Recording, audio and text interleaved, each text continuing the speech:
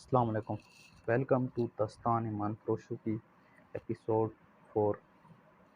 اس سے پچھلی ایپیسوڈ میں ہم لوگوں نے بتایا تھا کہ سلطان صلاح الدین ایوبی کے خلاف ناجی نے کس طرح سازشیں شروع کی تھی۔ اب اگلی سٹوری پڑھتے ہیں۔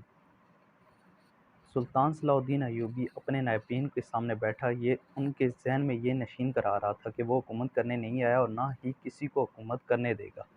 اس نے انہیں کہا کہ اسے جنگی طاقت کی ضرورت ہے، اور اسے یہ بھی کہا کہ اسے یہاں کا فوجی ڈھانچہ بالکل پسند نہیں۔ 50,000 باڈی گارڈ سوڈانی ہیں۔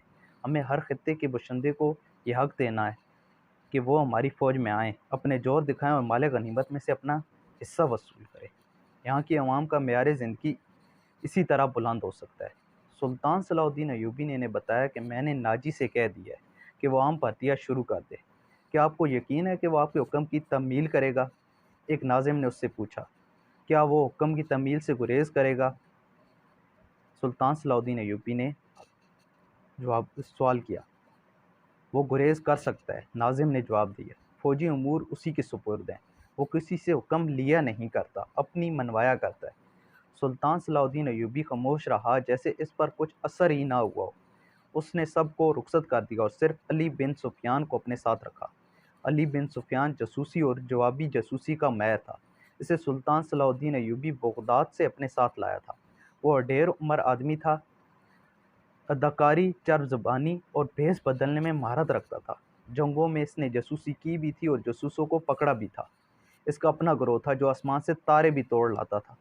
سلطان صلاح الدین ایوبی کو جاسوسی کی اہمیت سے واقفیت تھی۔ فن مہارت کے علاوہ علی میں وہی جذبہ تھا جو سلطان صلاح الدین ایوبی میں تھا۔ تم نے سنا علی؟ سلطان صلاح الدین ایوبی نے کہا۔ یہ لوگ کہہ رہے ہیں کہ ناجی کسی سے حکم نہیں کرتا، اپنی منوایا کرتا ہے۔ ہاں، علی نے جواب دیا، میں نے سن لیا ہے۔ اگر میں چہرہ پہچاننے میں غلطی نہیں کرتا تو میری رائے میں باڈی گارڈز کا یہ کمانڈر، جس کا نام ناجی ہے، ناپاک ذہنیت کا انسان ہے۔ اس کے متعلق میں پہلے سے ہی کچھ جانتا ہوں۔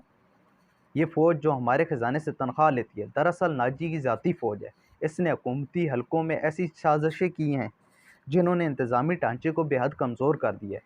آپ کا یہ فیصلہ بالکل بجا ہے کہ فوج میں یہاں کے ہر خطے کے سپاہی ہونے چاہیے۔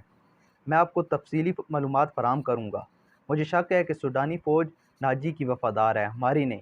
آپ کو اس فوج کی تربیت اور تنظیم بدلنی پڑے گی یا ناجی کو سبق دوش کرنا پڑے گا۔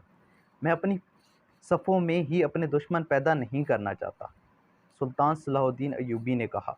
ناجی گھر کا بھیدی ہے، اسے سبق دوش کر کے اپنے دشمن بنا لینا دانش مندی نہیں۔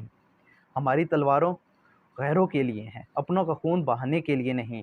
میں ناجی کو ذہنیت کو پیار سے اور محبت سے بدل سکتا ہوں۔ تم اس فوج کی ذہنیت معلوم کرنے کی کوشش کرو، مجھے صحیح اطلاع دو کہ فوج کہاں تک ہماری وفادار ہے۔ مگر ناجی اتنا کچا آدمی نہیں تھا۔ اس کی ذہنیت پیار اور محبت کے بکھیڑوں سے آزاد تھی۔ اسے اگر پیار تھا تو اپنے اقتدار اور شیطانیت کے ساتھ۔ اس لحاظ سے وہ پتھر تھا، مگر جسے اپنے جال میں پھنسانا چاہتا تھا اس کے سامنے موم ہو جاتا تھا۔ اس نے سلطان صلاح الدین ایوبی کے ساتھ یہی رویہ اختیار کیا۔ ایک اس سامنے بیٹھ نہیں تھا، ہاں میں ہاں ملاتا چلا گیا۔ اس نے مصر کے مختلف حلقوں اور خطوں سے ایوبی کے حکم کے مطابق فوج کے لیے بھرتیاں شروع کر دی، حالانکہ یہ کام اس کی مرضی کے خلاف تھا۔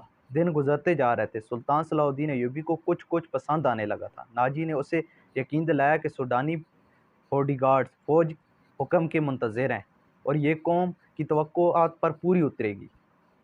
ناجی سلطان صلاح الدین ایوبی کو 2-3 مرتبہ کہہ چکا تھا کہ وہ باڈی گارڈز کی طرف سے اسے دعوت دینا چاہتا ہے اور فوج اس کے اعزاز میں جشن منانے کے لیے بےتاب ہے، لیکن سلطان صلاح الدین ایوبی مصروفیت کی وجہ سے یہ دعوت قبول نہیں کر سکا۔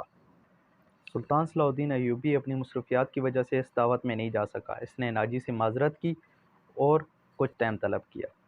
اسی کے ساتھ ہی آج کے ایپیسوڈ کا اختتام ہوا۔